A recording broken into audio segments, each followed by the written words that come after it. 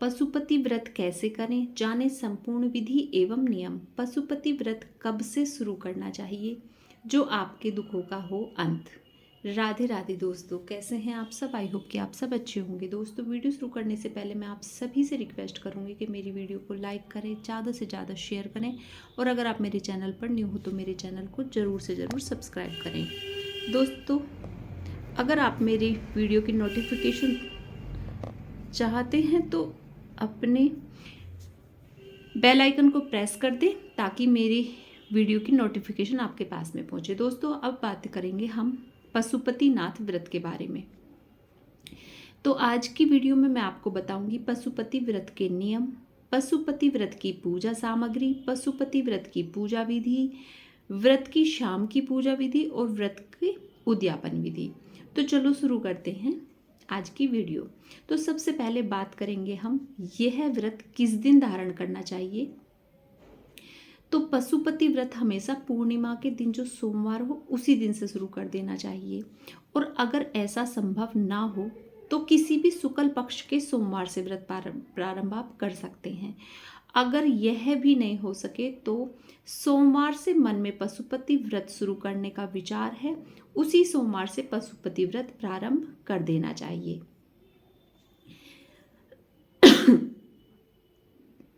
दोस्तों, पशुपति व्रत करने से मनुष्य के जीवन में चल रही सभी समस्याओं का अंत हो जाता है, क्योंकि आपको पता होगा कि पशुपति अस्त्र एक अमोघ अस्त्र है जिसका वार कभी खाली नहीं जाता। इसी प्रकार पशुपति व्रत करने वाले की मनोकामना कभी खाली नहीं जाती। तो चलिए जान लेते हैं पशुपति व्रत के बारे में। पशुपति व्रत करने के लाभ के बारे में सबसे पहले मैं आपको बता देती हूँ। तो पशुपति व्रत मात्र 5 व्रत किए जाते हैं, जिससे मनुष्य के दुर्लभ से दुर्लभ मनोकामना की सिद्धि होने लगती है। दोस्तों, पशुपति अस्त्र के समान पशुपति व्रत भी एक अपने आप में बहुत बड़ा व्रत माना जाता है, तथा इसे करने में किसी प्रकार की क्या बोलेंगे, कठिनाई बोलो या परेशानी बोलो नहीं होती, क्योंकि इसे मात्र 5 की संख्या में ही किया जाता है। 5वें व्रत में ही उद्यापन किया जाता है, इसलिए ये काफ़ी असरदार व्रत माना जाता है। पशुपति व्रत के नियम। तो दोस्तों, पशुपति व्रत करने वाले को सबसे पहले सुबह जल्दी उठना होगा। पशुपति व्रत करने वाले को एक थाली जरूर लेनी चाहिए। थाली में ही पूजा की सभी सामग्री लेकर शिवालय में जाना होगा। अब बात करेंगे पूजा सामग्री के बारे में। तो पूजा की जो सामग्री होगी उसमें सबसे पहले एक थाली आप किसी भी चीज़ की ले लीजिएगा, पीतल, तांबे, कांसे, स्टील, जो भी आपके पास में हो। फिर उसमें सबसे पहले एक दीपक, फिर सफ़ेद चंदन, फूल, बेलपत्र, नंदी जी के लिए और गणेश जी के लिए दुर्वा, और हो सके तो आंकड़े का फूल और पत्ता, समी का फूल अगर मिल जाए तो, और पंचामृत यानी कि दूध, दही, घी, शक्कर, शहद और साफ जल जिसमें गंगा जल मिलाकर आप ले जाएं। बेलपत्र, भोग प्रसाद के लिए कुछ सामग्री जैसे बतासे या लड्डू, गुड़, जो भी आपके पास में प्रसाद के लिए हो वो आप लेकर जा सकते हैं। सुबह की थाली ये मैं बता रही हूँ आपको। इसमें रोली, चंदन, घी का एक दिया, मैंने पहले भी बताया, दिया, और आप चाहें तो इसमें भस्म रख सकते हैं, इत्र, कलावा और जनेऊ बहुत ज़रूरी है, तो ये चीज़ें आप उसमें ज़रूर रख लें। दोस्तों, ध्यान रहे, जिस थाली से सुबह पूजन करना है उस थाली को वापस सुबह के पूजन के बाद धोना नहीं है। उस थाली में पूजा की सभी सामग्रियां लेकर और 5 दीपक लेकर शिवालय में जाना है शाम के टाइम, उसी थाली को लेकर। व्रत करने वाले को मन, कर्म तथा वचन से शुद्ध होना अनिवार्य है। अब बात करेंगे हम पूजा विधि के बारे में। तो पशुपति व्रत करने वाले को ब्रह्म मुहूर्त यानी कि सुबह 5 बजे का जो टाइम बताया गया है उसमें जाकर अपने सभी दैनिक कार्यकलापों से निवृत्त होकर घर में अपने देवी देवताओं की पूजा करने के बाद एक थाली तैयार करें। जिस थाली में मैंने जो सामग्री बताई है वो सभी रख लें और फिर उसे लेकर किसी भी शिव मंदिर में जाएं। यदि व्यवस्था दूर हो, ना जा सकें, तो घर पर ही यह पूजन भी आप कर सकते हैं। परंतु इस पूजन को जल्दी फलीभूत करना है तो आप अवश्य ही किसी शिव मंदिर में जाएं। अगर दूर है आपका मंदिर तो आप तब इस व्रत को आप घर पर कर सकते हैं, लेकिन अगर पास में है, आप जा सकते हैं, तो इसको किसी शिवालय में ही इस व्रत को धारण करें, मतलब शिवालय में जरूर जाएं। तो सबसे पहले भगवान भोलेनाथ को गंगा जल मिले हुए जल से स्नान कराएं। ये पूजा विधि मैं आपको बता रही हूँ कि भोले बाबा के मंदिर में जाकर आपको कैसे कैसे पूजा करनी है। तो सबसे पहले सभी लोग जल से स्नान कराते हैं, ये तो सभी को पता है। फिर उसके बाद जो आप लेकर जा रहे हो, जैसे दूध, दही, घी, शक्कर और शहद से एक एक करके सभी चीज़ों से भगवान भोलेनाथ का अभिषेक करना है। जब सभी अभिषेक पूर्ण हो जाएं, जब सभी से आप उनको स्नान करा दो, तो अंत में सबसे लास्ट में स्वच्छ जल से महादेव को स्नान जरूर कराएं। मैंने बहुत जनों को देखा है कि वो पंचामृत से स्नान कराने के बाद जल से स्नान नहीं कराते, तो ये बहुत गलत है। आप पंचामृत से स्नान कराने के बाद जल से दोबारा से जरूर स्नान कराएं। उसके बाद भोलेनाथ का श्रृंगार करेंगे। इसके बाद उन्हें सबसे पहले इत्र लगाएंगे, फिर जो आप चंदन लेकर गए हैं उन्हें चंदन लगाएंगे। उसके बाद आप उनको जनेऊ पहनाएंगे तथा अंत में वस्त्र स्वरूप मोली उन्हें अर्पित करेंगे। जो कलावा जिसे बोलते हैं वो आप उन्हें अर्पित करेंगे। इसके बाद फूल या फूलों की जो माला आपके पास में हो अगर, तो आप वो उन्हें चढ़ाएंगे।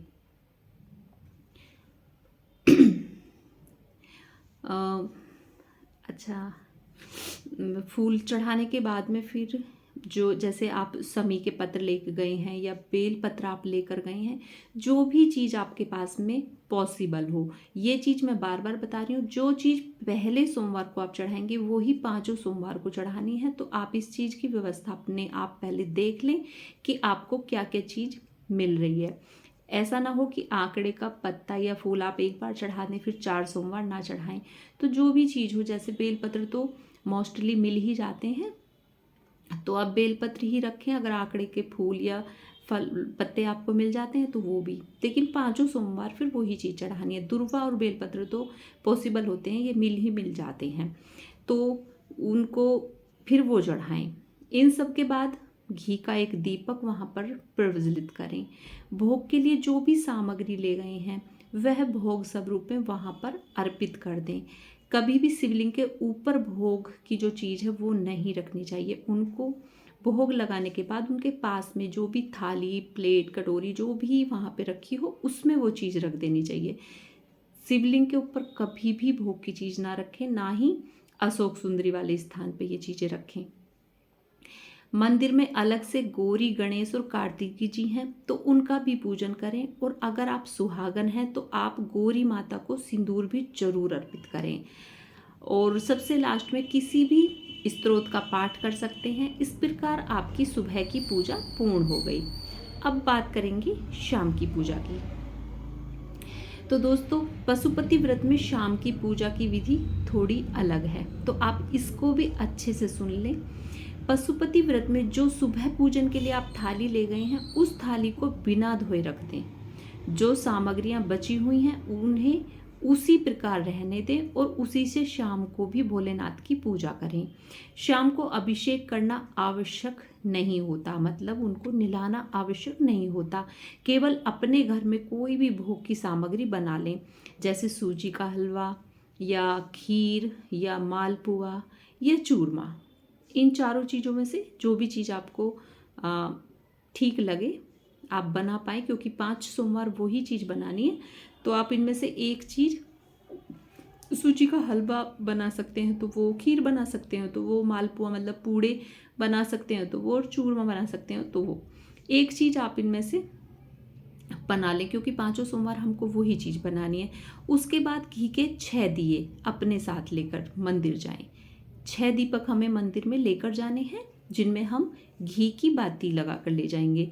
मंदिर जाकर 5 दिए वहाँ जला देने हैं। भोलेनाथ को जो प्रसाद आप ले गए हैं उस प्रसाद के वहाँ पर बैठकर 3 हिस्से करें। 2 हिस्से क्योंकि हमें मंदिर में छोड़ने हैं और 1 हिस्सा हमको वहाँ से उठाकर घर लाना है और उस प्रसाद को पूजा के बाद स्वयं ग्रहण करना है और भूल से भी उसे किसी अन्य व्यक्ति को हमें नहीं देना है। आप इस चीज़ का विशेष ध्यान रखें कि जो हम प्रसाद वहाँ से वापस लाएंगे, जैसे हमने 3 हिस्से किए, 2 हिस्से हम वहीं छोड़ के आएंगे, 1 हिस्सा जो हम लेकर आ रहे हैं उसमें से हम तनिक मात्र भी किसी को नहीं देंगे, प्रसाद रूप में भी किसी को नहीं देंगे।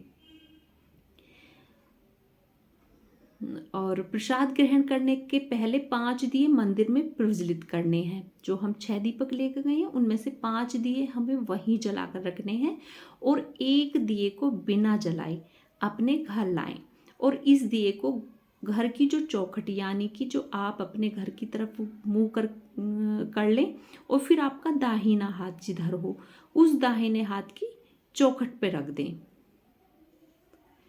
इस दाहिने हाथ की तरफ की चौखट पर घी का 1 दिया जला दें और भोलेनाथ को प्रणाम कर अपनी मनोकामना की पूर्ति की कामना करें। फिर घर में आकर वह जो तीसरा हिस्सा आप मंदिर से लेकर आए हैं उसे ग्रहण कर लें। इस प्रकार आपकी शाम की पूजा की विधि ये पूरी हो गई। ठीक है, अब बात करेंगे पशुपति व्रत के उद्यापन की बात। दोस्तों, अगर इस बीच में आप कहीं जा रहे हैं या आपको मासिक धर्म आ रहा है तो आप व्रत को छोड़ेंगे नहीं।